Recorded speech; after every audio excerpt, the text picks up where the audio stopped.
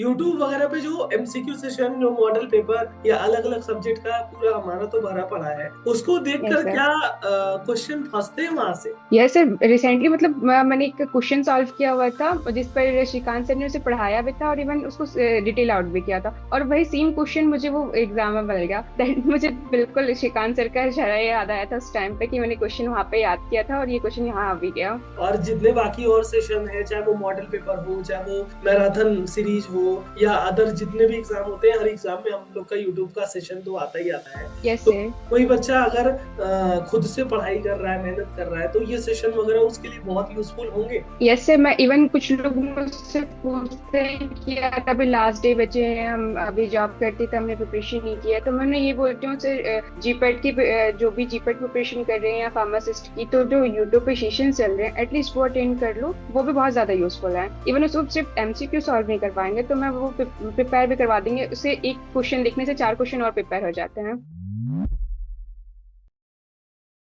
Hello everyone. जैसा कि आपको पता है, एमसीआरई 2025 का रिजल्ट आउट हो चुका है और इस बार के रिजल्ट में जिडिशियंस का तहलका है। जिडिशियंस जो कभी मेहनत करने से पीछे नहीं हटते और हमेशा औरों से एक कदम आगे रहते हैं। उसी कड़ी में आज मैं मिलवाना चाहता हूं सहाना हाशमी से। सहाना मध्य प्रदेश के छिंदवाड़ा से जुड़ रही हैं और इनकी ऑल इंडिया रैंक एम्स में 222 इन्होंने अचीव किया है। सबसे पहले तो सहाना, पूरी जीडीसी टीम की तरफ से बहुत बहुत बधाई इस शानदार रिजल्ट के लिए।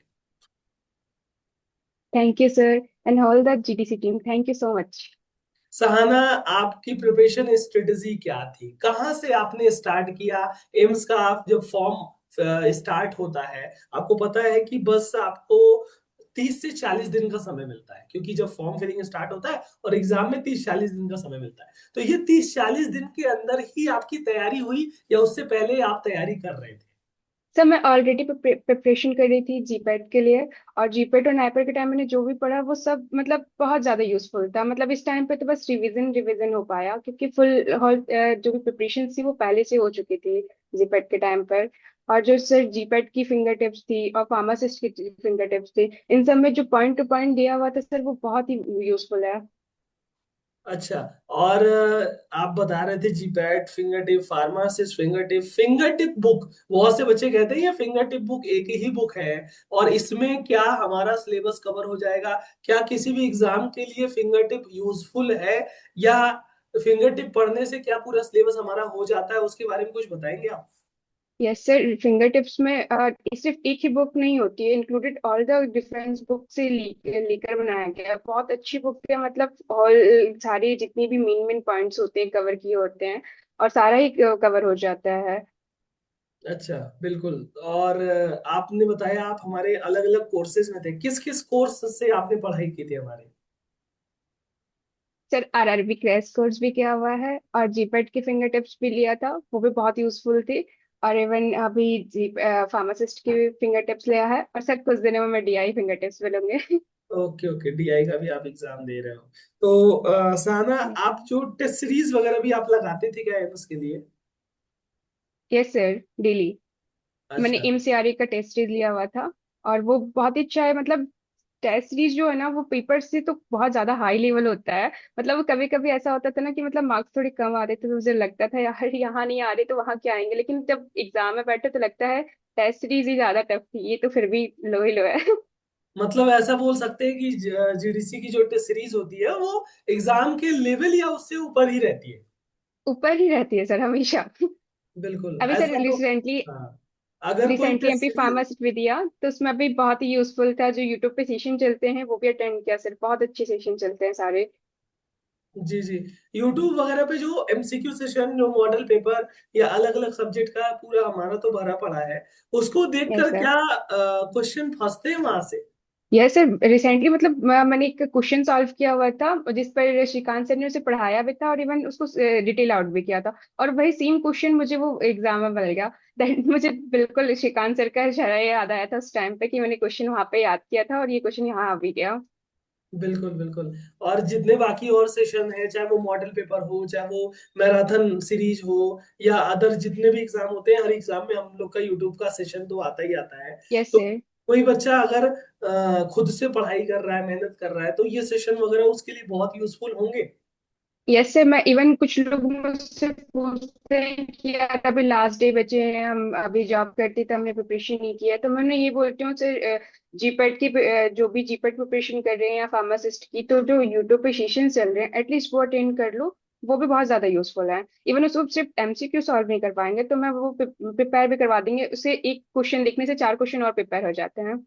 बिल्कुल बिल्कुल। अच्छा, आप एक बात और बताइए कि जो हमारे क्रैश कोर्स में आप जुड़े थे आरआरबी के, तो क्रैश कोर्स में पढ़ाई, जो टीचर पढ़ाते हैं, जो सब्जेक्ट आपको जितना रहता है, वो जो सिलेबस खत्म किया जाता है, वो कितना कुछ इफेक्टिव होता है? समझ में आता है? बढ़िया समझ में आता है या कैसा रहता है? उसका एक्सपीरियंस बताइए क्रैश कोर्स का।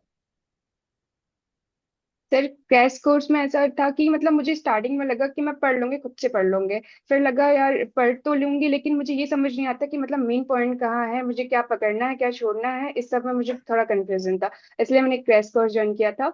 और क्रैश कोर्स में सिर्फ मतलब ऐसा नहीं था कि बस पढ़ा दिया। इवन वो लास्ट ईयर के क्वेश्चंस हो गए, इंपॉर्टेंट जो भी टॉपिक्स हो गए, उन्हें मतलब फोकस करके पढ़ाते हैं कि ये मतलब आ सकता है। तो थोड़ा ऐसा माइंड में हो जाता है कि ये आ सकता है तो ये याद ही होना चाहिए।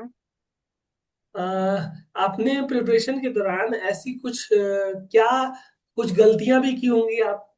अगर जैसे प्रिपरेशन करता है सर व्यक्ति, कोई चीज छोड़ देता है, तो क्या चीज गलतियां हैं जिससे औरों को सीखना चाहिए, या आपने क्या ऐसी गलती की थी उसके बारे में बताएंगे?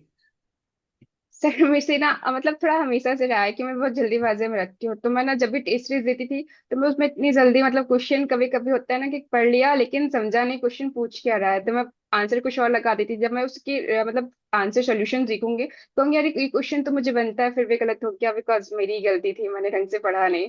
फिर ये जब मेरे मैं एग्जाम में बैठी ना तो मैंने ये चीज पहले चार बार सोच लिया था कि मुझे क्वेश्चन पढ़ना है। एटलीस्ट मुझे आंसर नहीं बनेगा ठीक है, लेकिन मुझे क्वेश्चन आराम से पढ़ना है, इवन ऑप्शंस भी पूरे ही पढ़ने हैं। बिल्कुल बिल्कुल। और ये रिजल्ट जब आया 222 रैंक, तो इसके बाद कैसा रिएक्शन था घर वालों का, दोस्तों का? सर ऐसा हुआ कि रिजल्ट मतलब एमपी फार्मासिस्ट के कुछ दिन पहले ही आ गया, 3 दिन पहले लगभग। तो मुझे ऐसा था कि मैं घर पर बता दूं फिर ना बताऊं, तो मैंने उस दिन बताया है नहीं। 2-3 दिन तक मैंने किसी को बताया नहीं। फिर जब एग्जाम देकर आए तो मैंने अपने बड़े भैया को बताया। फिर भैया ने भी बोला कि अभी जब हो जाएगा तब मम्मी पापा को बताएंगे। फिर उसके बाद जीडीसी टीम्स ने भी जान लिया। फिर उसके बाद क्या हो गया सबको पता है, फिर फ्रेंड्स लोग को भी पता लगने लगा, तो मैंने कि घर पे भी बता ही देते हैं। एंड इवेंचुअली सब खुश हैं और इतना पता है कि चलो ये नहीं होगा, यहाँ सीट नहीं मिलेगी तो भी कुछ ना कुछ अच्छा होगा। वो आपने करा, उतना आपने पढ़ा है। कहीं ना कहीं देखो, पढ़ाई व्यर्थ नहीं जाती है। आप अभी, अगर आपका बेस मजबूत हो जाएगा, तो आगे आने वाले जो भी एग्जाम है उसमें रिवीजन और अच्छे से फास्ट रिवीजन कर सकते हो, या क्विक रिवीजन करके आप उसको और अच्छा कर सकते हो, है ना? Yes sir. क्या सलाह देना चाहते हो जो ये वीडियो देखेंगे, या जो जूनियर्स होंगे जिन्हें अगली बार एग्जाम देना है या एग्जाम में बैठेंगे, तो उनके लिए क्या सजेशन रहेगा आज? सर कोई भी एग्जाम हो ना, इफ जीपेट नैपर किसी ने भी मतलब दिया है, प्रिपरेशन की है, नहीं सिर्फ जिसका निकल गया उसका बात, उसकी बात नहीं है, जिसने भी प्रिपेयर किया ना उसको पूरी जर्नी समझ में आ जाती है कि कहाँ से स्टार्ट करना है और क्या मुझे पढ़ना है क्या छोड़ना है। तो अगर वो सब स्टार्टिंग से हो गया ना तो फिर ये फार्मासिस्ट एग्जाम कुछ नहीं लगते हैं। मतलब ये तो फिर भी लगता है यार जीपेट में तो कुछ ज्यादा हाई था, ये तो फिर भी ठीक ही है। बाकी मैं सबको बोलूंगी कि जो भी इनकी टेस्ट सीरीज है, जेडीसी की जो भी टेस्ट सीरीज हो गई, फार्मासिस्ट की बुक, सर इवेंचुअली मैंने पढ़ा। अभी अभी मैं नहीं पढ़ रही हूँ इसलिए मैंने किसी और को ऑफर भी कर दिया कि मेरी बुक से पढ़ लो कुछ दिन, क्योंकि मैं अभी नहीं पढ़ पा रही हूँ तो तुम पढ़ लो, क्योंकि मेरे पास अभी तो बहुत सारा कलेक्शन हो गया, मेरे खुद के नोट्स भी हैं। फिर उसके बाद यहाँ पे मेरे पास अभी बुक्स भी जीपेट की भी हो गई और फार्मासिस्ट की भी हो गई। कुछ दिन में डीआई की भी आ जाएगी। बिल्कुल बिल्कुल, हम चाहते भी हैं आप इसी पे ही मत रुको, और अच्छे से और अच्छी रैंक भी है लाओ। आगे जितने भी एग्जाम है उस एग्जाम में भी अच्छा करो, और कहीं ना कहीं आप सिलेक्शन लो। और डीआई का भी एम है आपका, तो बिल्कुल उसमें और अच्छे से डीआई का जो एग्जाम होता है उसके लिए प्रिपरेशन अभी से अगर आप करोगे, तो जाहिर सी बात है अच्छा रैंक और अच्छा मार्क्स भी आएगा। और वो सब कुछ पॉसिबल हो सकता है जीडीसी के द्वारा। जीडीसी कैसे हमेशा होनहार बच्चों के साथ रहता है। कुछ बोलना चाहोगे जीडीसी के बारे में? क्या रोल रहा आपकी पढ़ाई सर में जो जीडीसी? लाइन है ना वो परफेक्ट सूट करती है, जीडीसी है तो मुमकिन है। बिल्कुल बिल्कुल बिल्कुल। और हम हर एक बच्चे का, चाहे वो बच्चे कोई हमारे कोर्सेज में हो, चाहे यूट्यूब पे हो, उन सभी लोगों का ख्याल रखते हैं और उनके लिए बेस्ट से बेस्ट कंटेंट प्रोवाइड करने ऐसे का काम। इवन मेरे साथ भी कई बार होता है कि मैं मतलब क्लास कर लिया मैंने, जब मैं डाइजेस्टर या डिकोड सीरीज देखती हूँ मुझे कंफ्यूजन हो जाता है, मैं वहाँ कमेंट सेक्शन छोड़ देती हूँ। कमेंट सेक्शन में तो उसका आंसर हमेशा मिलता है, ऐसा नहीं है कि बस हो गया छोड़ दिया नहीं मिलेगा, उसका नेक्स्ट ही मुझे उसका रिप्लाई मिल जाता है। बिल्कुल बिल्कुल। और देखो पूरी टीम, हर एक सदस्य, जीडीसी के सभी फैकल्टी हर एक बच्चे के लिए मतलब हमेशा अवेलेबल रहते हैं, हमेशा चाहते हैं कि बच्चों का जहां से भी भला हो। जो भी कंटेंट पढ़ा करके, जो भी चीजें दे करके उनका जो भी क्वेश्चन बन जाए, वो सारी चीजों के लिए हमेशा हम आगे भी रहते हैं।